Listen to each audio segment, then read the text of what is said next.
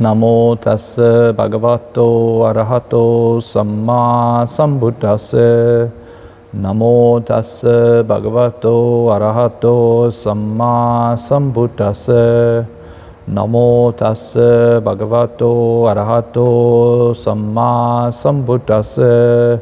Buddham dhammam sangham namasami. Sadhu, sadhu, sadhu.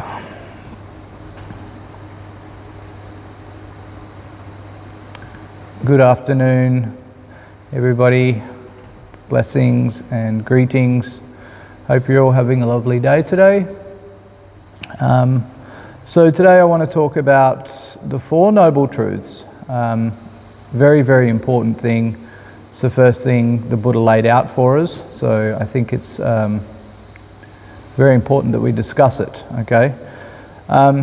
It's quite easy when we read the Four Noble Truths to get a sense when we're just reading it, we just go, oh yeah, okay, I get it. But there's a lot of depth to the Four Noble Truths, and to understand them at a deep level, an insightful level, takes actually quite a lot of time. It's not something you just briefly read over and brush past and then think you understand it. There's a lot of complexities to it. So I thought we'd discuss it today, and hopefully we can make some more sense of it, okay? So the Four Noble Truths, basically what they are, they're foundational teachings that the Buddha's laid out for us, and he taught us these things. So they're very important things, and what they do is they diagnose the human condition, and essentially they prescribe the path to liberate ourselves from this suffering, okay?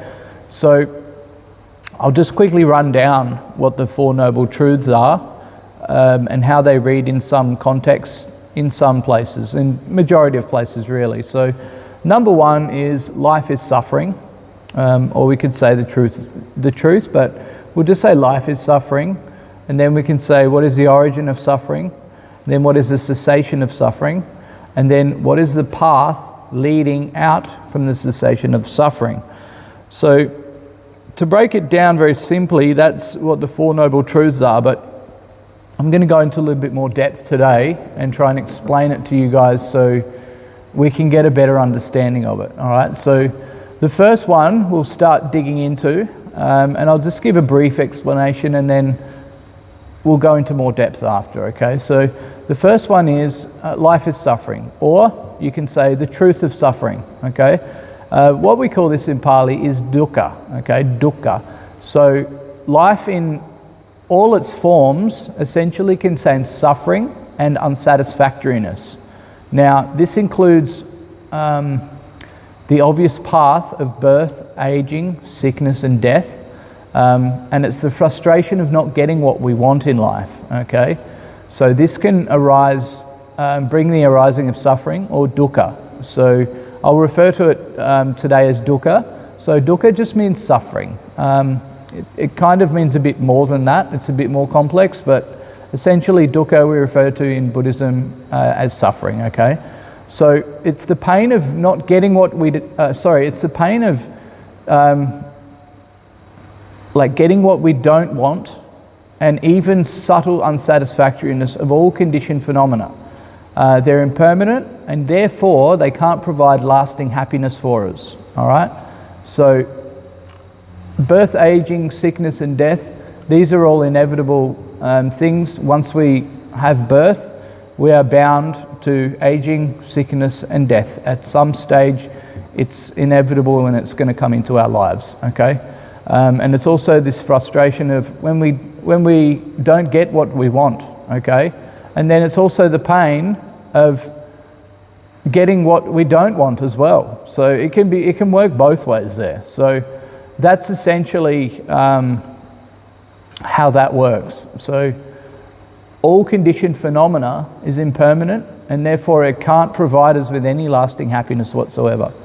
So the second one, again, I'm just briefly going to go over these and then we'll go into in more depth, all right? So the second one is the truth of the cause of suffering, or in other words, the origin of suffering, okay?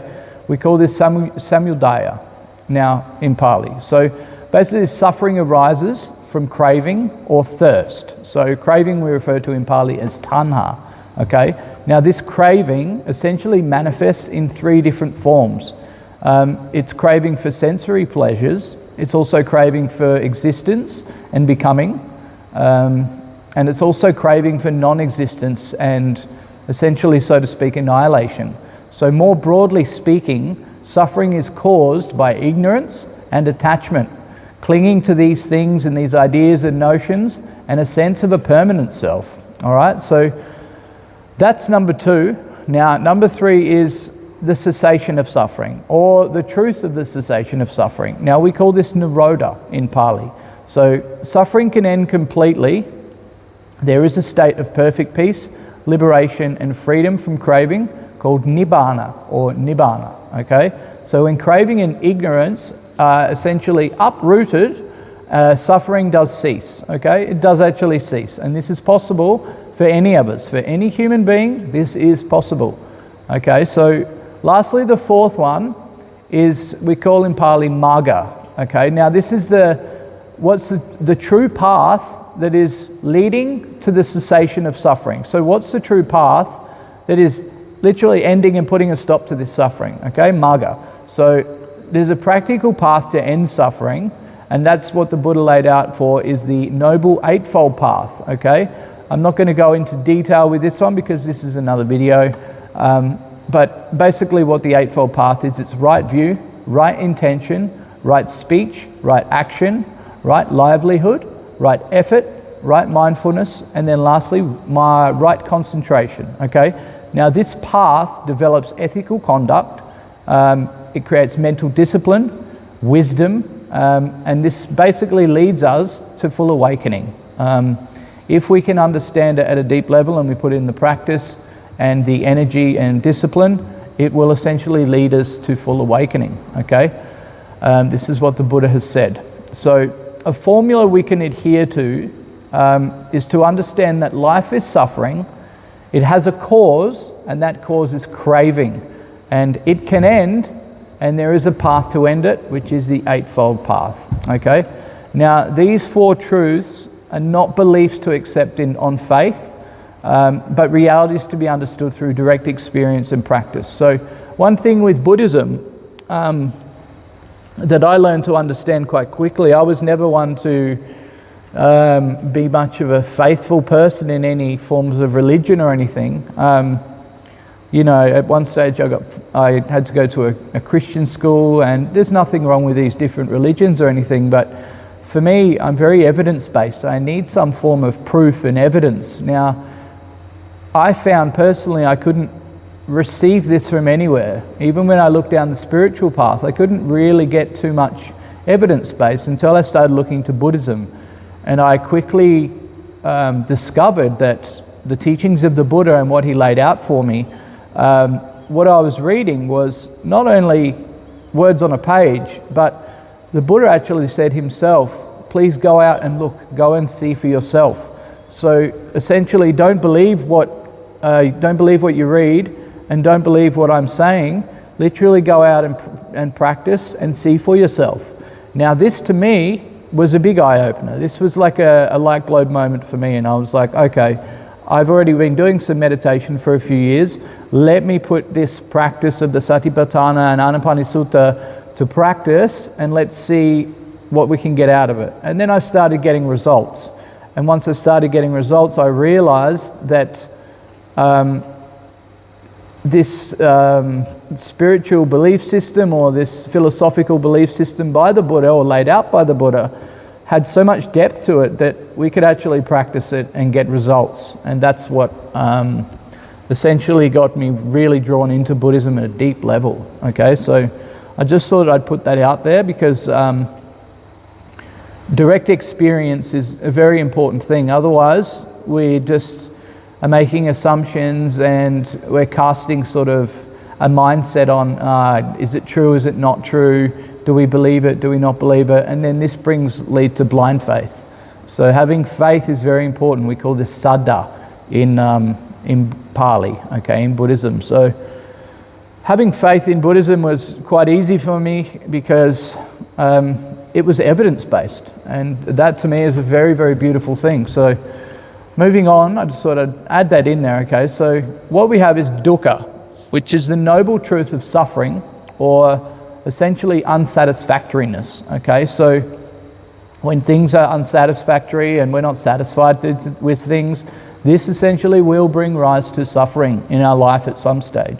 So it's not just life is suffering in a pessimistic sense. The Pali word dukkha is far richer than this. The three main categories of dukkha, so we can actually break them down into three categories. We have dukkha in itself, which is ordinary suffering. Now, ordinary suffering we can cause like physical pain, sickness, aging, death, grief, despair, disappointment.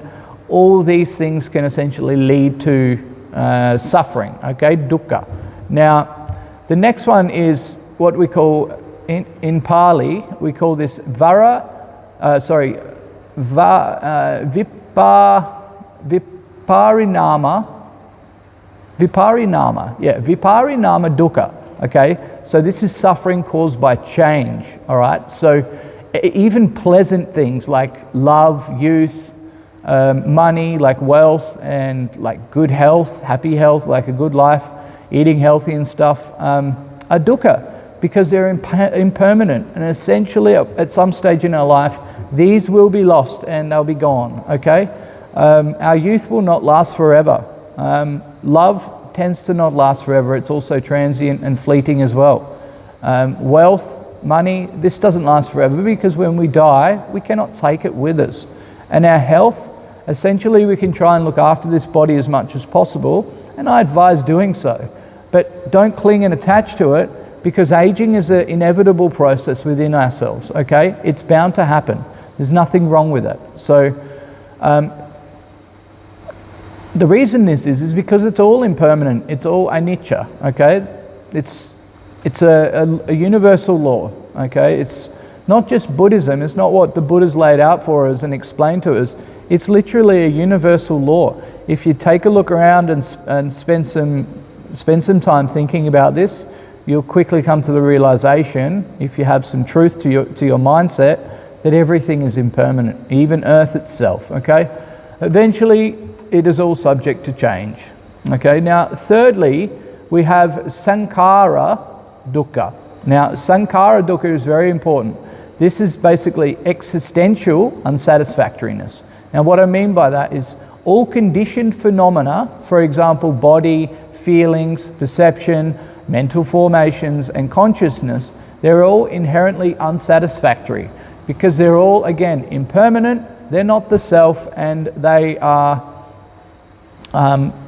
ultimately, we cannot control these things, okay? So this sankhara dukkha, this falls under the five hindrances. So body, feelings, perceptions, mental formations, and consciousness, okay? They're all satisfactory. They're not going to last forever, and we have no control over them either, okay? So the Buddha's given us a list, or he's basically said some things, and we can get some examples from. So what he's laid out is these four things. So life is, we have birth, we have aging, we have sickness, and we have death. These are all forms of suffering, okay? Sorrow, sadness, lamentation, lamenting and grieving over a death of someone perhaps, pain, we can have grief, despair, dukkha, suffering. These are all sufferings, and the association, with the unbeloved is also dukkha, and the separation from the loved is also dukkha. Not getting what one wants is dukkha. So in brief, the five aggregates of clinging, I mentioned them, the five hindrances, didn't I? The five aggregates of clinging, I'm getting confused, is form, feeling, perception, mental formations, and consciousness. These are all dukkha. The reason is because they're all temporary and fleeting and transient. They're all subject to change at some stage. So even happiness in this life, which we call samsara, now samsara is basically this big wheel that keeps turning around, and we're stuck inside of it, and we just keep going around and round, and until we figure out and liberate ourselves from this this chain of craving, we're stuck essentially in samsara. Okay, so samsara, even if we have temporary happiness in this life, it's also dukkha, because it doesn't last and it sets up future pain whenever it ends. Okay, now samudaya is the noble truth of the origin of suffering. So this is essentially the third one, samudaya. Now, the cause, it's essentially, it's not external, it is, okay? So this is thirst and craving that arises from dependence on ignorance. Now, what we call this in Pali is tanha, okay? So tanha is one of the 12 chains of the dependent origination, which is paticca samuppada. Now, tanha, or craving, or ignorance, there's three types of them, okay? We have kama tanha, which is craving for sensory pleasures. For example, food, sex, music, beauty, so on and so forth. That is kama tanha, okay? And then we have bhava tanha, which is craving for existence or becoming for external life, okay? So identity, the way we identify ourselves, the status, the future becoming. This is also another one. This is called bhava tanha. And then the third one is called vibhava tanha. So that's craving for non-existence, for self-annihilation, for suicide, and the desire to get rid of unpleasant things for oneself. This is also another thing as well, okay? It's not everyone's category or cup of tea, so to speak, but this is a lot of us, we have a desire at some stage to get rid of things that we don't want or we don't like get rid of it, get it out of here. This is essentially bhava tanha. It also comes under the category of self-annihilation, causing harm to oneself, and even suicide, a worst case scenario. Okay, so what we need to get to now is essentially the root cause behind this craving that we have. Now, we call this avidya, or ignorance, okay? So particularly ignorance of the three characteristics. They are impermanence, unsatisfactoriness, or non-self, okay? So anicca, dukkha, anatta. I talk about this in some of my other videos, and I do it for a reason, because it's also very important. It's insight in Vipassana meditation, and it's also something that we need to learn as human beings. Everything is impermanent, it's subject to change. Life is essentially suffering. You might be having a good day or a good week or a good month, and I'm not trying to sound like a negative person here, but essentially things are always subject to change. We can't have one without the other. You can't have happiness without sadness. You can't have sadness without happiness. It's a universal law, and the Buddha's just pointed this out for us, okay? So because we don't see reality clearly, essentially what we do is we grasp at things. We hold on to things like, this is mine, and this is myself, this is me. And what this does, it essentially fuels the cycle of becoming and rebirth. So that's how that works. Now, we have another thing, right, which is called nirodha, and this is the fourth noble truth. And what this is, it's the noble truth of the cessation of suffering. Now, this is the good news. This is where we actually have some positive news, okay, out of these four noble truths, okay? So complete cessation, or complete stopping and ending and eradication and annihilation of this suffering that we call suffering, we have a way that we can actually get rid of it. It is possible. We can completely uproot it, and we can make suffering end, okay, in our lives. Now, this state is called nirvana, or Nibbana in Pali, and it's literally extinguishing or getting rid of the fire of greed, hatred and delusion. So there's another topic where the Buddha talks about greed, hatred and delusion. This is another category as well, and it's another Dharma discussion, as we will do this no problem at some stage.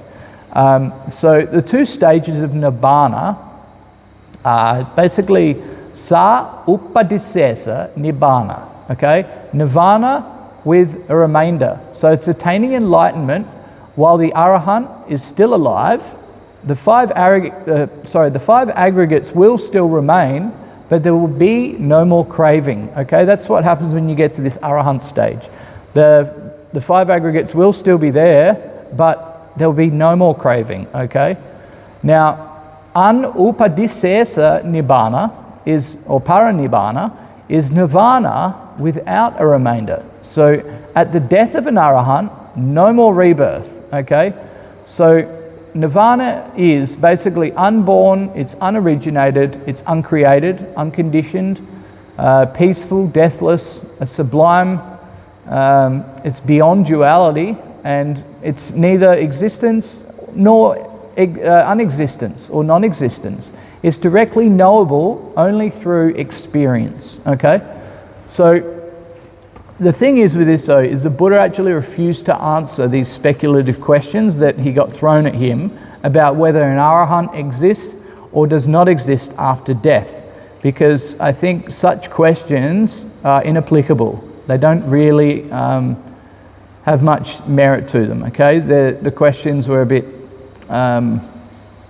unworthy for the Buddha to answer, I think. So what we have next is marga, and this is the noble truth of the path leading to the cessation of suffering. So this is the good news. This is the practical method, and we call this the eightfold path. So it's grouped into 3 trainings essentially, and what they are is we have, one is wisdom, panya, which is number 1, right view, samaditi, right understanding, the 4 noble truths. We have karma, dependent origination, the 3 characteristics, right intention, samasankalpa, the intention of renunciation, goodwill, and also harmlessness. Okay, and then the second one, the second category, what we have is ethical conduct, which is sila, right speech, which is abstaining from lying, divisive speech, like speech that is dividing things or people or someone or something. We have harsh speech, we have idle chatter, and then we have right action, which is abstaining from killing, abstaining from stealing, from sexual misconduct, and then we also have right livelihood, which is to earn a living in a way that doesn't harm beings. Okay, so some examples of that is one of the things that we kind of don't really want to ideally do as an occupation is be like a slaughterman. So we don't really want to be killing animals as a job. This is a very unwholesome thing, and this is wrong livelihood, unfortunately. Working in a slaughterhouse, more essentially working in a job which you're actually killing living creatures for a living, this is very unwholesome, and this is not, and so this is wrong livelihood. So right livelihood essentially is trying to have a job and earn a living which doesn't harm beings or creatures or things. Okay, so the next one, or sorry, should I say the next category is mental discipline, and we call this samadhi. Okay, then we have right effort, the effort to abandon unwholesome states and then cultivate wholesome ones. Okay, and then we have right mindfulness. Now we have mindfulness of body, we have mindfulness of feelings, mind, and phenomena, the satipatthana practice. Now I discussed this in my previous video, the 4 foundations of mindfulness, and that comes under right mindfulness. Essentially, right mindfulness is the 4 foundations of mindfulness. Okay, that's a video you can check out on my channel. I did it literally just yesterday. And then we have after that right concentration, and what that is it's a couple of things, but essentially what it is, it's the development of jhanas or jhanic states. So what that is basically deep meditative absorption. We have these absorptions. We have 4 absorptions that we can get into, and then there's another 4 which we call arupa jhanas, which are formless absorptions. Okay, so there's sort of 8 in total, but mainly the consensus is we talk about the 4 main jhanas, okay, the physical forms of these deep meditative absorptions or states that we can get into. The path is gradual, but it can also be swift as well. Okay, it can be quite fast, depending on person to person and how you're doing your practice, how you're conducting your practice, and what path you're essentially taking, what road you're essentially taking yourself down in the practice. Okay. Now this is called the middle way. It's avoiding the extremes of sensual indulgence and essentially self-mortification. So the next question we need to ask ourselves is how do the Four Noble Truths work together? Okay, so the Buddha compared them as like a doctor's method. So like a method a doctor would take to diagnose something, the Buddha's kind of compared them to that. Okay, so what it is we want to diagnose the disease, and the disease is being dukkha, the suffering. And then how can we identify the cause? That's craving born of ignorance, okay? And then we need to determine whether it is curable. Yes, of course, we have nibbana that exists. And then we need to prescribe the treatment, and the treatment is, of course, the eightfold path. Now, each truth holds a task, okay? Dukkha is to be fully understood, samudaya is basically to be abandoned, and nirodha is to be realized, magga is to be developed. And when these four tasks are completed, awakening, or bodhi as we call it, occurs, and one becomes an arahant, which essentially means completely free. No more chains of bond tied to craving and all these different things, and they've eradicated these things which we call the kilesas and defilements, and they are completely free, and that is what we call an arahant, a truly liberated person essentially. Now these truths are called noble, or in Pali we call ariya, because they're they're seen clearly only by the spiritually mature people, and because realizing them, essentially what that does is it makes one noble. It gives rise to panya, wisdom. So essentially they're timeless, and they can also be universally applicable, not dependent on faith, but on direct insight. Okay, so having the direct insight is knowing these Four Noble Truths that the Buddha's laid out for us, and then of course this Eightfold Path, which is the Fourth Noble Truth, which leads us on to the diagnosis of these first three Noble Truths, or essentially the first two. So life is suffering. What's the origin of suffering? What's the cessation of suffering? And then the way leading out of this is the Eightfold Path. So obviously what I need to do now, my next video, will have to be on the Eightfold Path because I've just done the Four Noble Truths. So I think that's pretty much sums up the Four Noble Truths relatively in detail. Obviously I can always go into more detail. I don't want to make these videos too long, because I don't think people want to be watching 2 hour long videos about me ranting about one particular topic. But in saying that, we can't be too brief and with our summarization of these things either. We need to really sort of get into these a little bit and dissect what the Buddha's trying to explain to us at a relatively deep level, and then we can navigate our way and understand these Four Noble Truths and how they work, how they originate, how we can end them, and then what is the path that we can take to end all this, and that is the Eightfold Path. Okay, so that's all for today. That's the Four Noble Truths. Thank you very much for listening. I hope you guys all have a fantastic afternoon, and thank you very much for watching my channel. And like I said, if any of you guys have any questions, please send me an email. I'm happy to answer, especially if they're meditation questions. I can do a Q&A session and we can discuss them further, okay? So that is all for this afternoon. Terawan Sanai, blessings from the Triple Gem, and I hope you all have a lovely day. Sadhu, sadhu, sadhu.